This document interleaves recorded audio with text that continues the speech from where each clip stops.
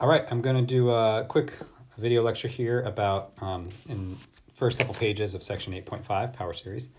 So we've spent some time looking at sequences and series, and at first glance, these don't seem all that connected to calculus, although certain things like the integral test clearly does connect to stuff we've done before. We're now going to reintroduce variables. So instead of just looking at,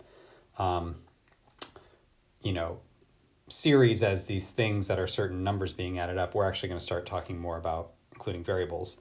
And later on, we're going to connect to things like functions and integrals and derivatives through things like Maclaurin series and Taylor series, which is really what this is all building up to. So a power series is a series that has the following form. It's a sum from n equals 0 to infinity of c sub n x sub n. And the idea of a power series is we're thinking of the x as a variable, just like how a function has a variable x.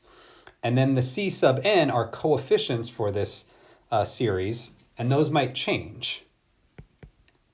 So our first entry is just c0 to x to the 0, which is just 1. And then we get c1x plus c2x squared plus c3x cubed, and that goes on forever. The c sub n are real numbers, and often there's a expression that we have that tells us what those numbers are, and they're called the coefficients for the series. So a geometric series is just a power series with all the coefficients the same, right? So a geometric series looks like sum from n equals 0 to infinity. Whoa, that's a double infinity. N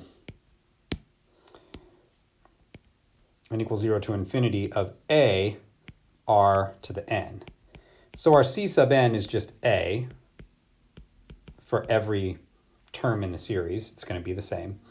And then the r that we have here, our ratio, that's what we're calling our x. So if you think about a geometric series like 1/2 plus 1/4 plus 1/8 plus 1/16,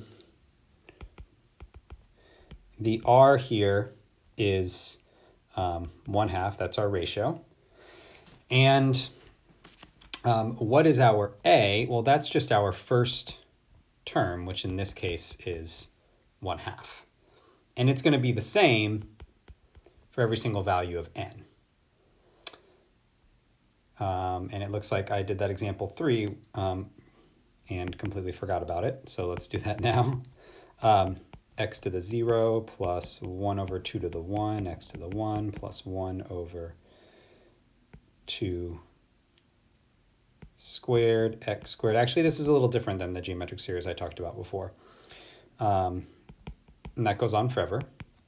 So this 2 to the 0 is just 1, and x to the 0 is just 1. And this is going to be really x over 2. This is going to be x squared over 4. X cubed over 8. And that's going to go on forever.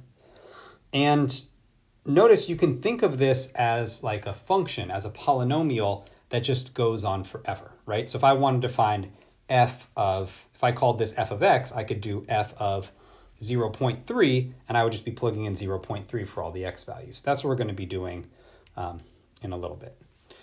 So power series relate to regular series in the following sense. Power series may converge for certain values of x and diverge for other values of x. So go ahead and think about that for a little bit. For what values of x do you think the power series 1/2 to the n times x to the n converges, and for which values will it diverge? And I gave you this hint to rewrite it in that particular way as x over 2 to the n. And here it says what values of r make a geometric series converge. Well, I'll just leave it at that. So go ahead and pause the video now and try to do exercise 4.